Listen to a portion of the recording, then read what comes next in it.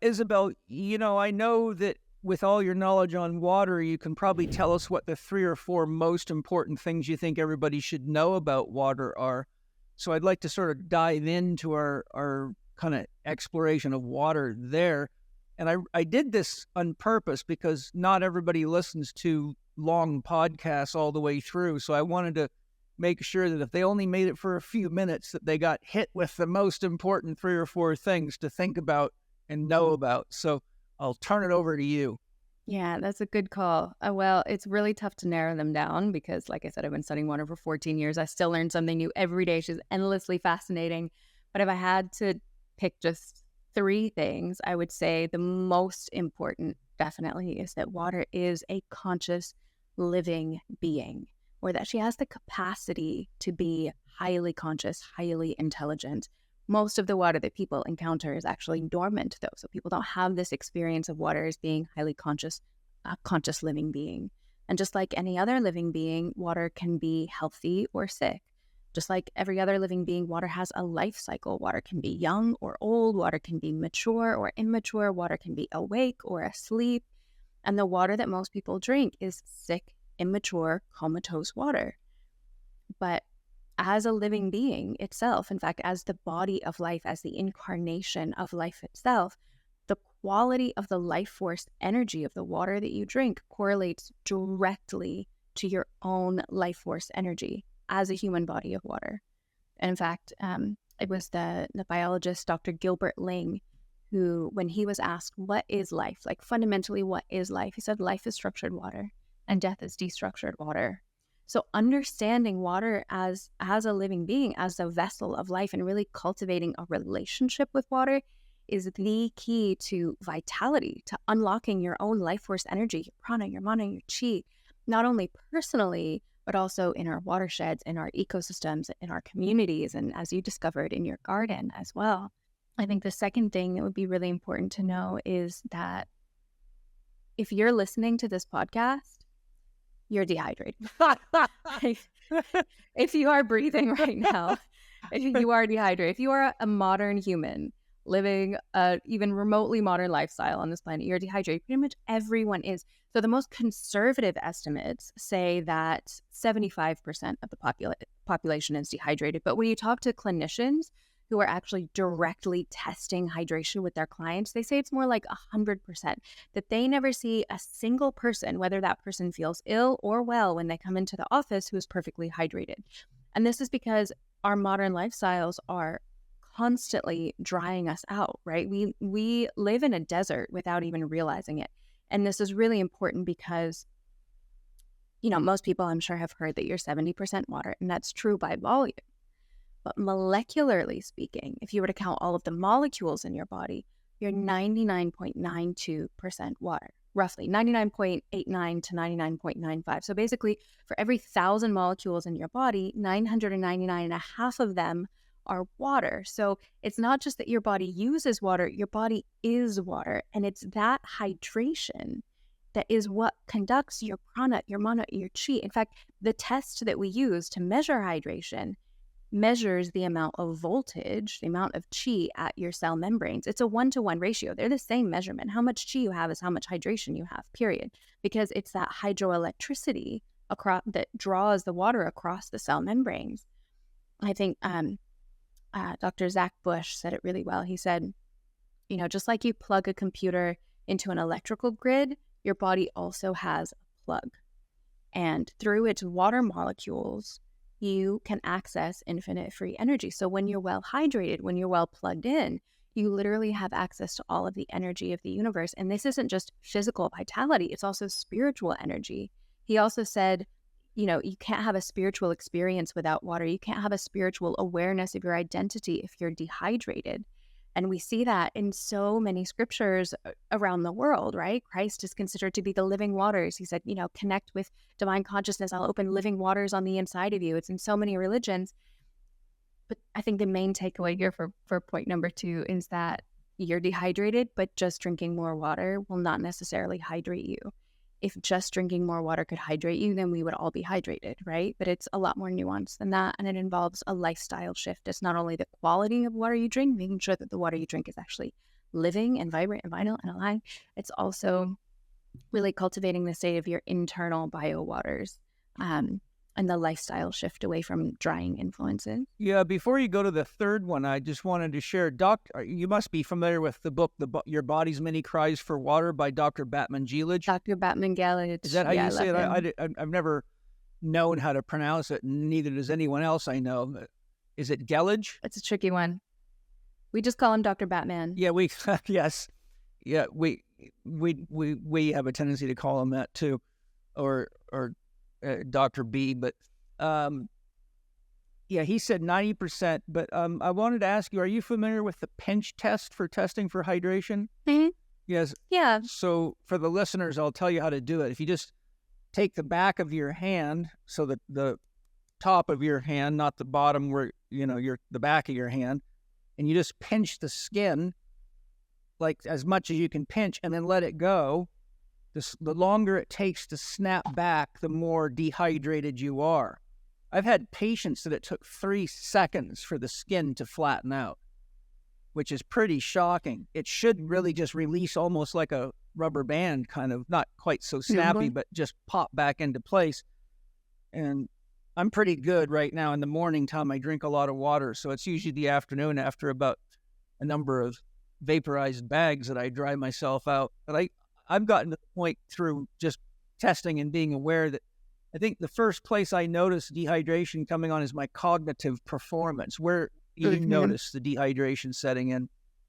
Yeah, definitely. If I feel myself starting to get a little tired, like a little droop in the afternoon, or I have trouble focusing or trouble concentrating, or I notice that things just kind of bug me a little bit more, like I get more easily annoyed by things. There's just less flow, less things don't roll off my back quite as easily. It just, everything needs a little bit more lubrication in the mental and emotional and intellectual systems.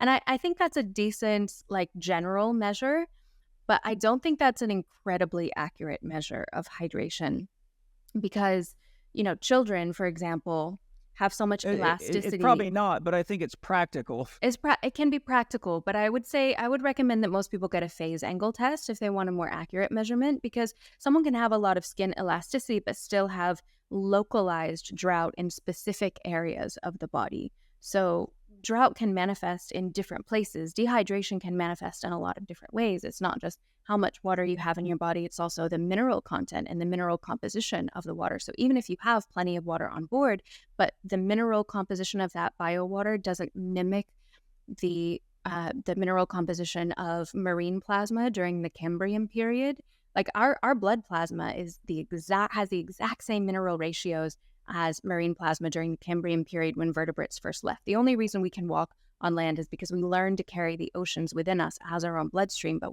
when that mineral composition deviates, then that's a state of dehydration, and mineral deficiencies have been associated with almost every state of disease. Or, for example, if you have plenty of water, you might not get the same effect with your skin elasticity.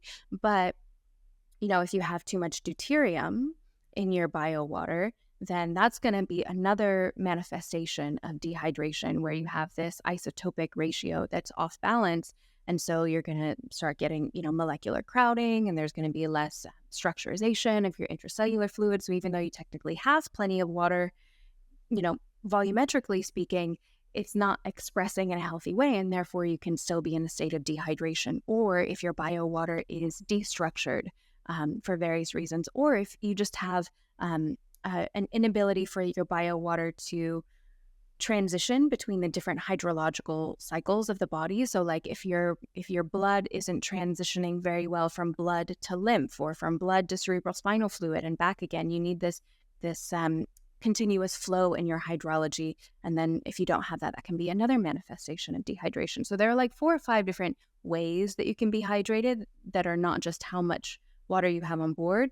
Like edema would be a good example of that. For example, if all of the water is pooling in the ankles, and you've got plenty of water, but it's just not where it needs to be. Yeah, aching joints is also another one. A lot of what people think is arthritis and end up getting treated for as osteoarthritis turns out to be in many cases dehydration, because I've tested this with countless patients over the years. And I've had the phase angle test on me. I'm trying to remember the name of the machine Angie uses. Angie, my second wife, she uses, God, I can't remember the name, but it's a comprehensive system that's been around for a while, but it does test a lot of stuff on you. And it was kind of funny. She first tested me when I was 54, and it'll tell you what your cellular age is based on the phase angle of the water and the permeability of the cell wall. And I tested out to be 10 years old. Nice. She looked at me and she's like, I don't know how this is happening. She had to test me again. Wait, is this a malfunction? Well, that's amazing. Well, that's what I told her. I said, that's when I explained her how I charge my water and where I get my water from. And I then built her a water charger in her then yard. That was when we first got together, but she lives with us now. It has been for over 10 years. So we're all drinking super quality charged water. Beautiful. But the other thought that I wanted to throw in before we get to your next point is that I've tested a tremendous number of people drinking reverse osmosis water. Oof. And no matter how much they drink, they always have severe symptoms of dehydration. And the water, when I test the pH on it, is almost always very acidic. So that's one of the other tips I'll throw in since we're talking about it. Reverse osmosis filtration can actually, if you don't keep the filtration system up to service, they have a high incidence of getting parasite infections. I've had a lot of people get parasite infections from their reverse osmosis water filters. And, drinking acidic, overly filtered water like that is not a very healthy thing at all. But a lot of people have been convinced to believe that these reverse osmosis filtration systems are the best systems out there. Yeah, that seems to be the common perspective, but unfortunately, it just does not hold up at all to biology. It's what hydrologists call an aggressive solvent, which means it will actually leach minerals from you over the long term. So even though you're drinking water, it can dehydrate you in the long term. It's been linked to things like diuresis and heart disease, and it's what Victor Schauberger calls an immature water. Yeah. So basically, an immature water lacks structure. It lacks any of the maturing influences of energetic signatures and frequencies that inform the water, that educate the water, and kind of give it a well-rounded profile, right? You want your water to be a whole, well-rounded being because it is a living being. It should contain, a full spectrum of light frequencies and sound frequencies and minerals and electrolytes and structure and all of that. Schauberger described immature water as being like a baby. It reaches out and grasps at anything in its environment because it's trying to learn. It's trying to fill itself up. It's hungry. Babies are needy. And so until water becomes mature, it doesn't have anything to give back.